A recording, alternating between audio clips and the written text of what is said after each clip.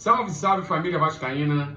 Tô na área para mais um vídeo, para mais um pós-jogo. Então, se você está chegando pela primeira vez aqui e não me conhece, muito prazer, meu nome é Eduardo Júnior. Tá vendo esse botãozinho vermelho aí? Dá uma clicadinha aí, a gente está com a meta inicial de chegar a 1000 inscritos. Eu conto com a sua ajuda e a sua colaboração. Uma outra coisa que ajuda bastante também é você deixar seu like no vídeo, que isso ajuda a gente a divulgar nossos vídeos aí na plataforma do YouTube. Ativa o sininho para toda vez que eu postar vídeo você receber as notificações e, claro, compartilhe o vídeo nos seus grupos de WhatsApp e Telegram que falam de Vasco, nas suas redes sociais, que isso também ajuda demais aí a gente nessa caminhada aí para atingir nossa primeira meta aí, que é chegar aos 1000 inscritos. Então eu conto com a sua ajuda nisso aí também.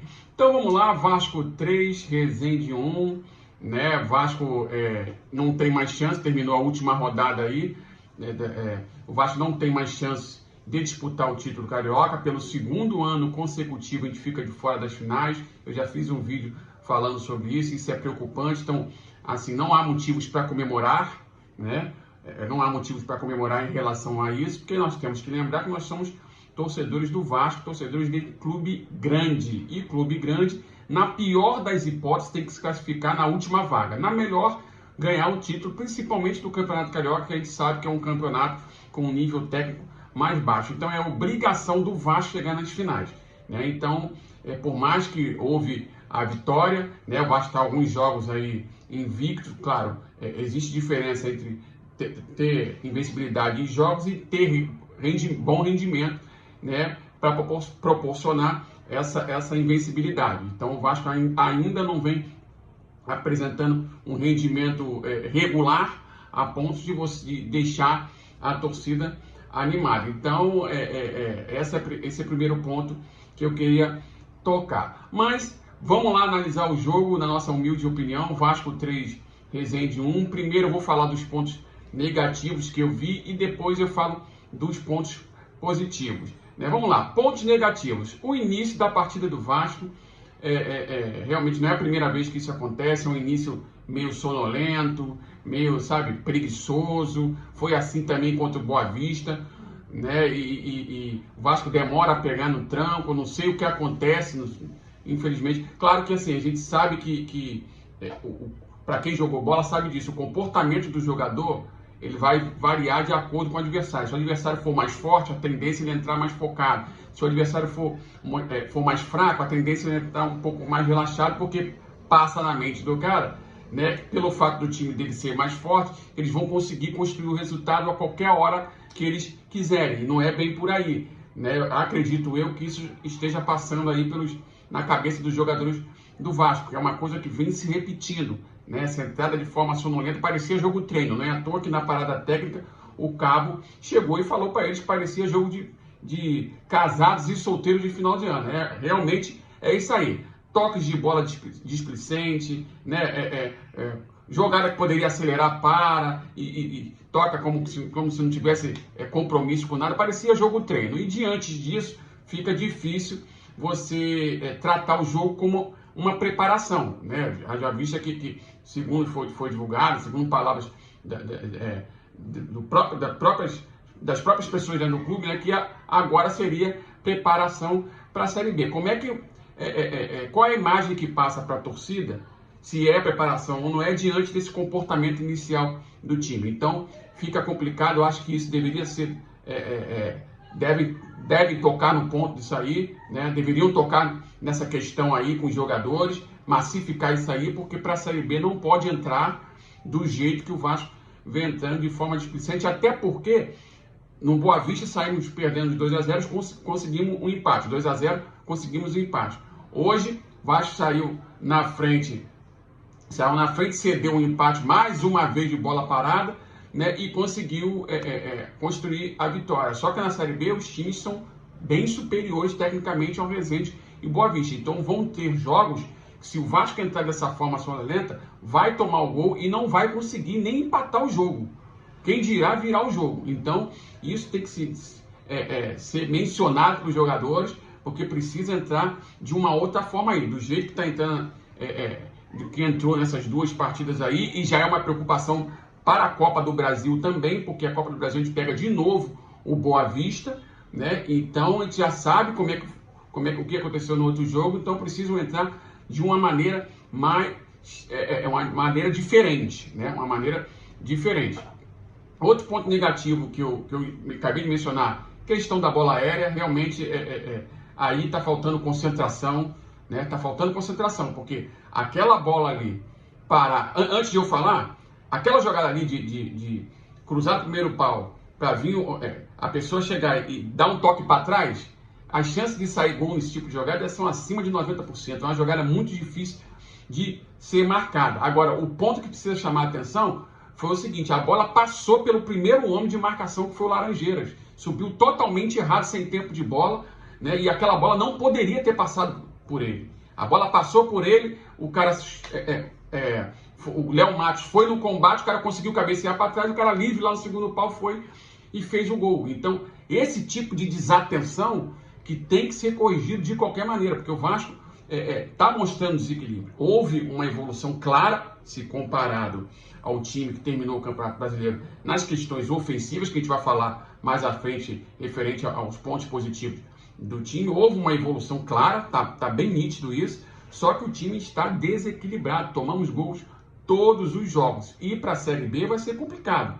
Como eu falei, o nível técnico é superior do Campeonato Carioca. Então vão ter jogos que teoricamente vão ser tranquilos para o Vasco, e o próprio Vasco vai se complicar por causa desses detalhezinhos que permite o Vasco tomar gol todo jogo. Então esse é um ponto que está incomodando a grande parte da torcida aí, né? E isso tem que ser revisto aí, tem que ser massificado com os jogadores, tem que ser cobrado, né? Se bem que é difícil cobrar quando se tem salário atrasado, mas se a partir do momento que eles entram em campo, isso precisa ser corrigido, isso precisa ser cobrado. Não pode ficar se repetindo isso, né? E o Vasco tomando um gol todo jogo por causa de desatenção. Então esse é um ponto negativo também que eu citei aí, que eu posso citar aí.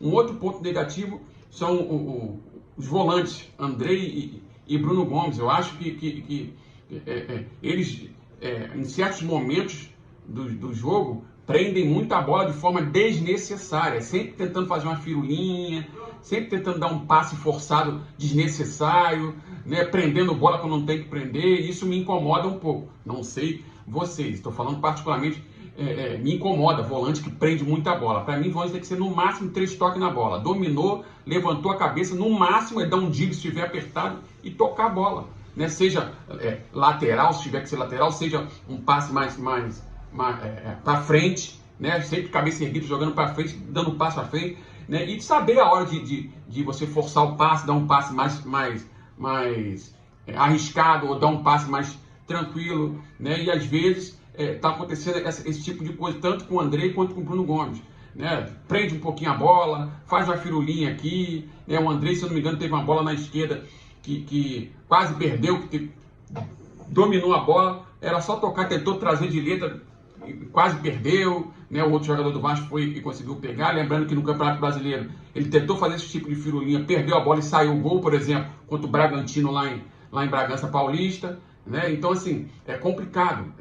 Isso me incomoda um pouquinho também. Um outro ponto negativo que eu vi é a questão da demora nas substituições, né? Por exemplo, o Vasco tem 5 substituições, né? E o que foi passado para a torcida é que estamos em fase de preparação para a Série B. Se nós estamos em fase de preparação para a Série B, né, existem jogadores que estão sendo observados que eles precisam ter minutos em campo.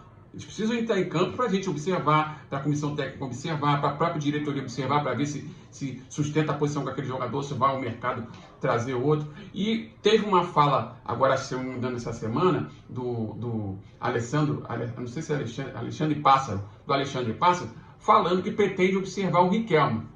Bom, se pretende observar o Riquelme, se a gente tem o Zeca na lateral esquerda apenas, com o MT que está machucado e o Riquelme no elenco. Se pretende observar o Riquelme não pode entrar aos 45 minutos do segundo tempo em campo. Ele não pode entrar, ele tem que entrar antes, né? O jogo, por exemplo, o Vasco fez 3-1, o Rezende passou a não ameaçar mais, tirando alguns contra-ataques esporádicos, né? O Léo Matos já tem 35 anos, estava indo e voltando o tempo todo, então, até por questões físicas, poderia muito bem aquela substituição que foi feita, né, de tirar o Léo Matos, jogar o o Zeca para a direita e entrar com o Riquelme na esquerda, essa substituição poderia ter sido feita antes. Até para a gente observar mais o Riquelme. Você vê que o menino tem qualidade. Ele pegou, nos poucos minutos que teve em campo, teve uma jogada que ele partiu de forma agressiva para cima do marcador, deu um tapa, ele já deu um tapa, já se movimentando para receber. Acho que o Figueiredo conseguiu tocar de primeira, ele chegou e entrou batendo de primeira pro gol. Então isso, o garoto é um garoto insinuante, do meio para frente, em termos ofensivos, ele é inteligentíssimo, ele. Eu percebo que ele tem essa inteligência para jogar futebol, que ele não tem medo, ele parte para cima mesmo. A questão é defensiva, pelo fato de ele ser franzino, né, e ter deficiências defensivas. A gente já teve, no nosso passado recente, lateral com a mesma característica. Muito bom ofensivamente e defensivamente, né, com deficiências. O Felipe. Mas só que naquela época existia um cara chamado Nasa, um volante, né, os antigos aí vão lembrar dele, que veio do Madureira, um volante, primeiro volante marcador duro, que fazia a cobertura no Felipe. Hoje a gente não tem esse volante de marcação pesada, né? O que mais marca ali é o Bruno Gomes, né? Que tem também, claro, garoto novo, 19 anos, ainda tem um espaço de evolução muito grande aí, né? Mas que tem também, dá umas jateadas, o que é normal. Agora tem que ver como é que o Rômulo vai entrar ali, como é que ele vai fazer esse tipo de cobertura. Mas o Riquelme deveria ter entrado em campo mais tempo, né? Isso aí me chamou a atenção de forma negativa. Agora vamos para os pontos positivos. Primeiro ponto positivo que eu destaco é a evolução ofensiva do time, se comparado com o time que terminou a Série B, a Série A do Campeonato Brasileiro de 2020. Uma evolução grande, né? Dá para perceber claramente, tanto jogadas pela esquerda quanto pela direita, triangulação, né? Os laterais indo ao fundo, os pontas indo ao fundo, cruzando para trás, a quantidade de finalização aumentou, acerto de finalização também aumentou, então houve uma evolução e foi provado hoje, principalmente no segundo tempo. Primeiro tempo o Vasco ficou muito moroso, mas no segundo tempo o Vasco cresceu de produção e as jogadas começaram a fluir de forma mais tranquila e nós percebemos ali diversas variedades de jogadas e isso deixa a gente um pouquinho animado aí em relação a rendimento ofensivo. Um ponto que me chamou bastante atenção, Léo Jabá, aberto pela direita, né? A forma como ele jogou hoje me agrada bastante. Para mim, os pontas que jogam aberto tem que jogar daquela forma ali que ele jogou, jogando em velocidade, tabelando rápido, buscando a linha de fundo, indo na linha de fundo. A característica do Léo Jabá é diferente do Morato, por exemplo. O Morato é um jogador que, apesar de gostar de jogar aberto pela direita, ele tem por característica, a zona de conforto dele é puxar mais para o meio, jogar mais por dentro, né? Isso pode ser uma boa opção, né?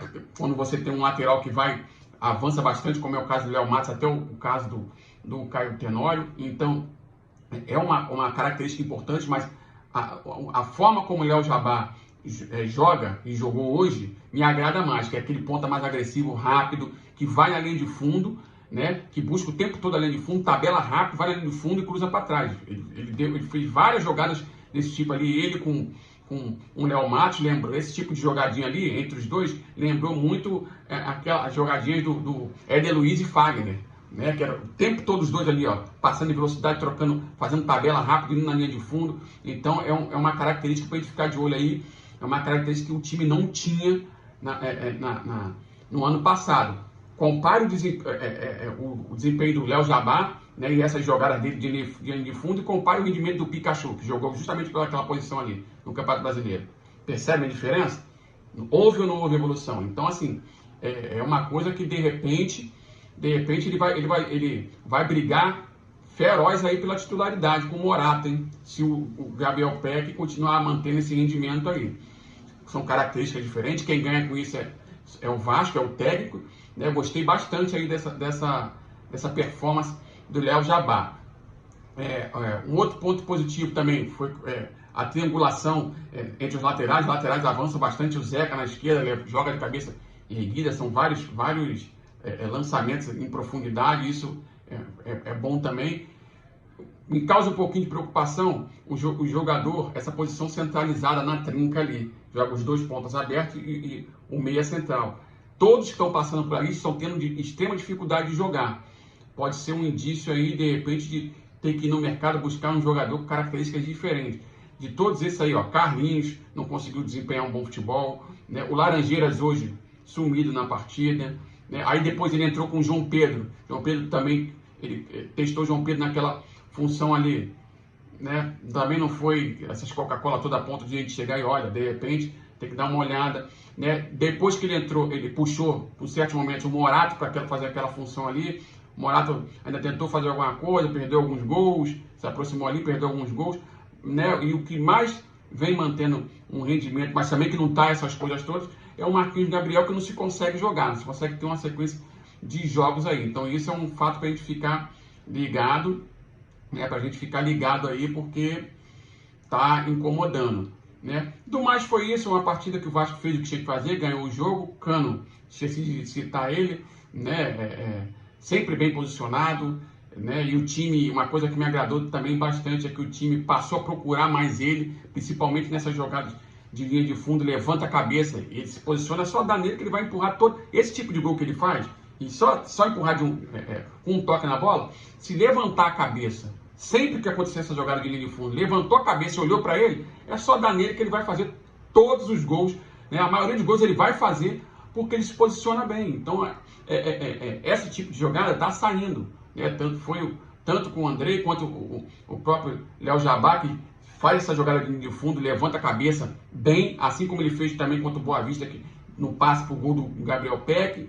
Então, são jogadas interessantes. Enfim, na minha humilde opinião, o Vasco foi melhor no segundo tempo, né? Surpresa aí, eu achei um outro ponto interessante também, o garoto que entrou, Caio Eduardo, acho que é Caio Eduardo, entrou no lugar do Bruno Gomes de volante ali.